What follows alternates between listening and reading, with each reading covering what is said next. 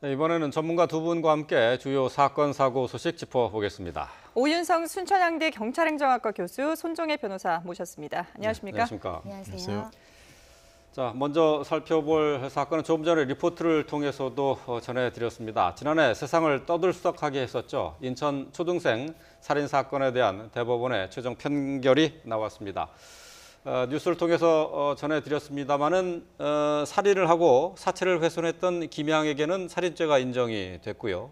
또 박양에 대해서는 살인 방조죄 혐의가 인정이 된 거죠. 네, 원래 이제 1심에서는 김양에 대해서는 살인죄, 그리고 이제 박양에 대해서는 살인에 같이 가담했다라고 하는 공범 혐의가 이제 인정이 돼 가지고 1심에서는 이 김양이 20년을 징역을 선고받았고요. 박양은 무기징역을 선고받았습니다. 그래서 이제 그 당시에 사실 이 살인이라고 하는 것은 김양이 주도를 했는데 1심에서 이 박양보다도 더 낮은 형을 받게 됐다는 거죠. 그 이유는 이제 소년법 적용 때문에 그렇게 된 것인데요. 그래서 이제 그 당시에 이제 소년법 개정 또는 폐지를 요구하는 청원이 약 100여 개 정도가 이제 올라오는 그런 상황이었는데요.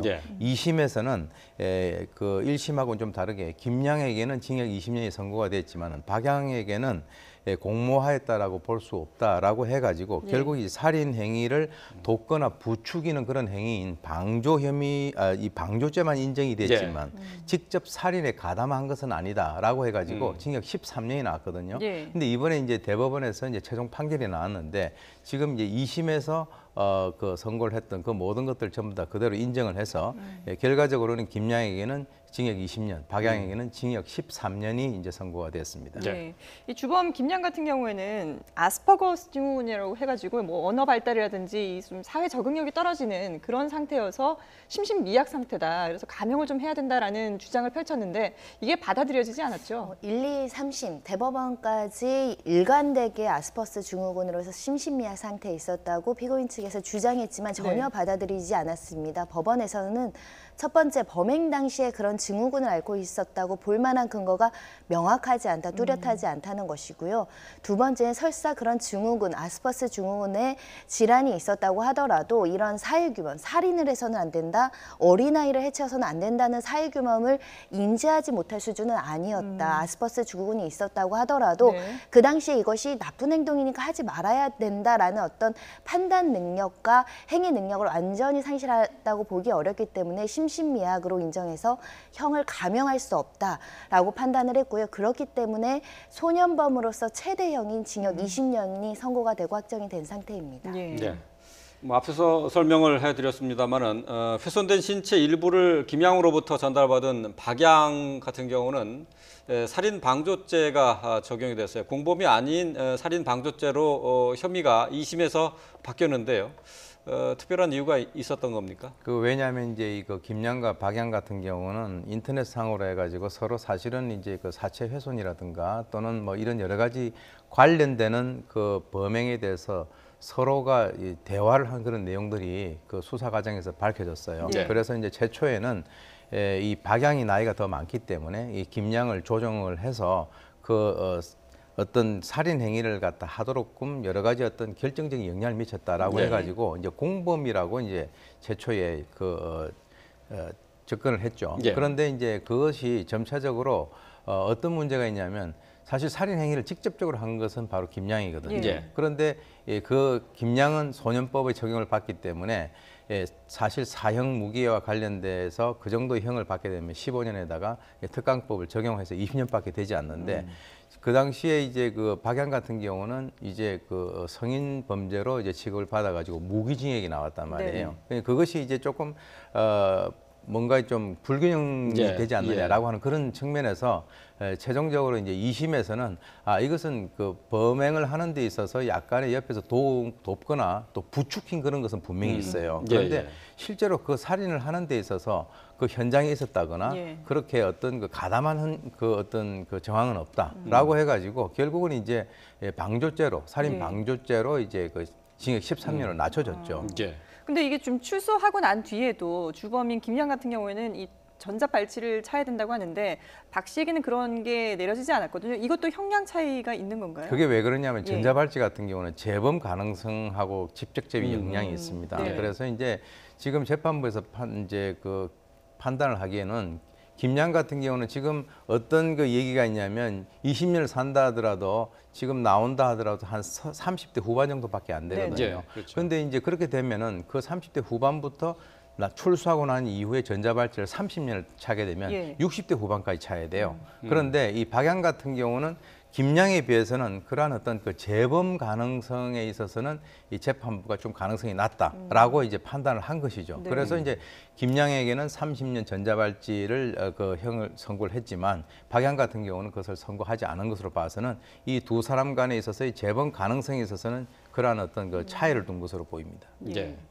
예, 일각에서는 이 살인을 저지른 김양이 모두 만기 출소를 한다고 해도 30대가 되는데, 자, 이것 때문에 이제 소년법이 개정돼야 한다는 목소리가 또 다시 높아지고 있죠. 그러니까 지금 현행 법률상 가장 최고형이 20년형을 내렸는데 그럼에도 불구하고 이렇게 극악무도하고 잔혹한 범죄에 어떻게 사형이나 무기징역이 선고되지 않을 수가 있느냐, 이런 일반 국민들의 성토가 이어지고 있는 상황입니다. 네. 지금 소년법이 이렇게 사형이나 무기징역을 선고할 만큼 강력한 범죄라고 하더라도 소년범의 특성상 최고형은 15년으로 규정되어 있고 그중에 강력범죄를 저질렀을 때는 특강법에 따라서 20년형까지 선고할 수 있게 되어 있는데, 예. 이렇게 네. 좀 관대하게 소년범과 일반 그 성인의 어떤 형사처벌과 다르게 규정할 이유가 있느냐. 왜냐하면 소년범들이 요즘에 강력범죄를 저지르는 사건들도 많아지고 있고 엄격하게 법을 적용해야 이런 또 재범 가능성을 이런 걸 줄일 수 있다라고 하면서 소년법을 아예 폐지하자는 의견도 있고요. 아니면 일부 개정하자는 의견도 있어서 일부 국회의원이 개정안을 내세우기도 했습니다. 지금 20년까지 규정한 걸 30년까지 늘리자. 네. 소년범이 2회 이상 이런 같은 범죄를 저질렀을 때는 소년보호 사건이 아닌 일반 형사 사건으로 기울하자. 이렇게 이제 주장하고도 있는데 이거는 많은 사회적인 토의가 필요합니다. 왜냐하면 네. 소년범이라는 건 미성년자라는 것은 아직 미성숙하고 우리 사회가 더 보호해야 되고 어떻게 보면 처벌보다는 교화, 선도, 교육 이런 것들에 중점을 둬서 이제 우리 사회에서 같이 노력해야 되는 부분이기 때문에 네. 처벌은 능사가 아니다는 반대 의견도 있거든요. 네. 예. 어찌 됐든 이렇게 지금 30대 이후에 나온다고 하지 않겠습니까? 20년을 복역을 하면서 교화, 개선, 교도행정이 제대로 돼서 다시는 이런 재범을 하지 않도록 철저하게 교육시키는 것이 우리 교도행정에서 이루어져야 되는 사건이고요. 그 시간 동안 철저히 반성해야 되고 나온다고 하더라도 30년간 전자장치 부착이 되어 있기 때문에 일정 부분은 이제 조금 우리 사회에서 지도, 감독이 된다라고 보실 수 있을 것 같고요. 예. 이 또 소년범에 대한 문제는 처벌하고 나서 어떻게 보면 관리 감독이나 이런 것들이 부족하기 때문에 보호 처분, 보호 관찰 이런 것들이 실효성이 있어야 된다라는 의견도 있거든요. 네네. 이 사건을 계기로 일부 강력범죄는 더 강력하게 처벌하되 예. 처벌만이 능사가 아니라 제대로 성장할 수 있도록 사회가 좀 봐야 된다. 그리고 지금 저희 법의 사각지대가 가석방이 가능하거든요. 네. 20년형을 다 채우지 않을 수도 있습니다. 가석방 없는 무기징역, 가석방 없는 유기징역형을 이렇게 제도를 좀 손질해야 되는 거 아니냐, 이런 예. 목소리도 나오고 있는 상황입니다. 그럼 지금 김양이나 뭐 박 씨, 박모 씨 같은 경우에도 가석방이 될 가능성이 있는 겁니까? 어떻게 보세요? 뭐 사실 이제 가석방이라고 하는 것은 그 가석방 그 심사위원회에서 예. 가장 중요한 것이 재범 가능성을 보는 거죠. 그렇기 때문에 글쎄요, 지금 뭐 가능성이 전혀 없다라고 볼 수는 없습니다. 네네. 그런데 이제 그 지금 이 죄에 있어서의 어떤 그 중대성이라든가 이런 것들을 보게 된다면 그 가석방의 가능성은 좀 상대적으로 낮지 않는가라고 예. 생각이 되고요. 예. 아까 이제 그 소년법 폐지와 연관돼 가지고 하나 말씀을 드리면 네. 사실은 우리가 1991년도에 유엔의 그 아동 그 관련된 협약을 우리가 맺었기 때문에 소년법을 폐지한다라고 하는 것은 그것은 불가능합니다. 그러니까 이 소년법을 개정을 해야 되는데 이번에 정부에서 나온 것이 형사 미성년자의 기준을 만 14세 미만에서 13세 미만으로 네네. 이제 줄이겠다 이렇게 얘기했거든요. 예. 그런데 예. 그것이 이번 사건과 연관해서 좀 문제가 되는 것이 미성년자의 형량 상한 규정에 대해서는 아무런 입장 표명이 없었다라고 하는 것이죠. 그것은 어떤 의미냐면 외국 같은 경우는 잔혹 범죄와 연관돼 가지고는 이 성인 범죄하고 동일하게 처벌하는 그러한 나라들이 상당히 많거든요. 네. 그래서 아까 말씀하신 대로 우리도 그러한 측으로 어떤 그 소년 범죄 범을 어떤 식으로 이제 다뤄야 될 것인가 하는 것에 대해서는 어떤 그 국민적인 공감대라든가 많은 토론이 있어야 될 것으로 봅니다. 예. 이제 제가 뭐 듣기로는 판결이 내려졌을 때 20년형 했을 때 가석방 없는 20년형, 가석방 없는 10년형 이런 건 우리 재판부에서는 내리지 않고 있죠. 우리 그 법 규정이 아예 그런 게 그런 게 없습니다. 없죠. 예, 네, 외국 예. 같은 경우는 가석방 없는 종신형 이런 제도가 이제 법률에 근거를 하고 있는데 저희는 법률적인 근거로 가석방 여부는 가석방 심사위원회에서 예. 재량적으로 따로 하게 판단할 수 있도록 하고 있는 상황입니다. 예, 알겠습니다.